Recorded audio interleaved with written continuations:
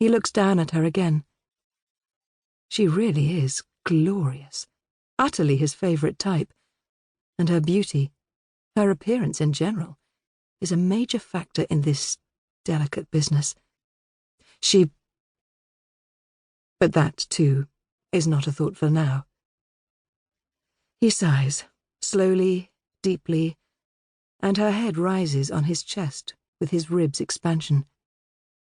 He realizes miserably that there is virtually nothing in his present situation that bears thinking about, and so he lets his mind turn back into the safer country of the past, specifically to the knife-edge tension of that home leave when he first met Mary Featherwood. She was 18, coming into the flowering of her young beauty. He was 8 years older and in need of a wife. Indeed, a wife with prospects, for any other sort would only serve to exacerbate his challenges. Even in the safety of his own thoughts, he will not use a stronger word. He had been invited to a dinner party given by the very wealthy old lady who was Mary's grandmother. She had looked at him with suspicious eyes, as if she mistrusted flashily handsome men with shiny hair and well-trimmed moustaches on sight. Mary had regarded him with very different eyes, and he had wooed her with all the weapons in his considerable arsenal, the little present so tentatively given.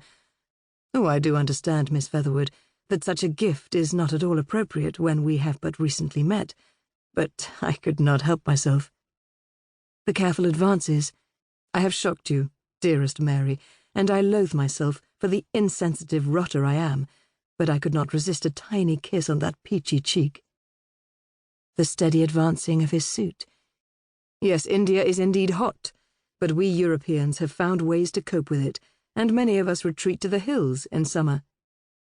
The subtle implications that what is happening to them is somehow inevitable. "I knew, my Mary, the moment I set eyes on you, that fate had destined us for each other, and I would venture to say that it was the same for you." And what a triumph it was when she accepted his proposal. The marriage, hastily arranged, for home leave does not last long.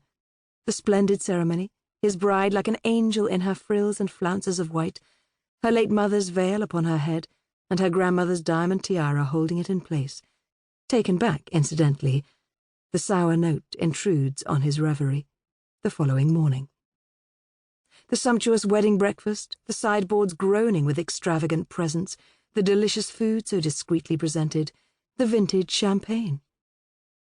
His wedding night, and Mary, the eager virgin bride of his dreams, he the considerate, careful, tender husband.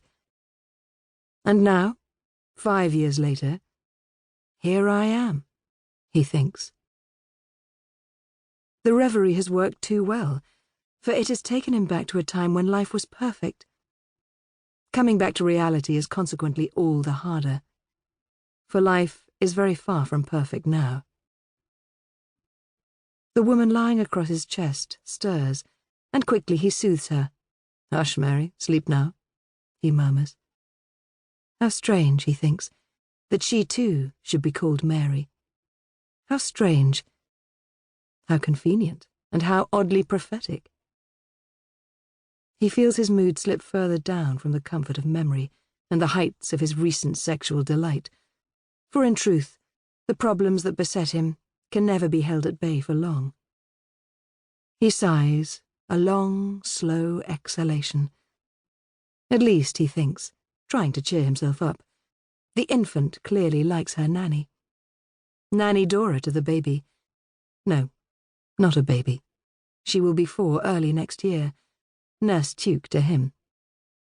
Odd surname. Odd-looking woman, with that tall, board-flat body under the severe navy uniform and those clear light brown eyes that seem to see straight into him. Christ, he murmurs very quietly. I bloody well hope they can't. He forces his mind away from dwelling on his little daughter's nanny, for he can hardly bear to think about his child. As for looking at her, listening to those awful, agonizing attempts to form comprehensible words, watching that stumbling progress as she tries again and again to walk and always fails. No, he resolves, I cannot think about her now.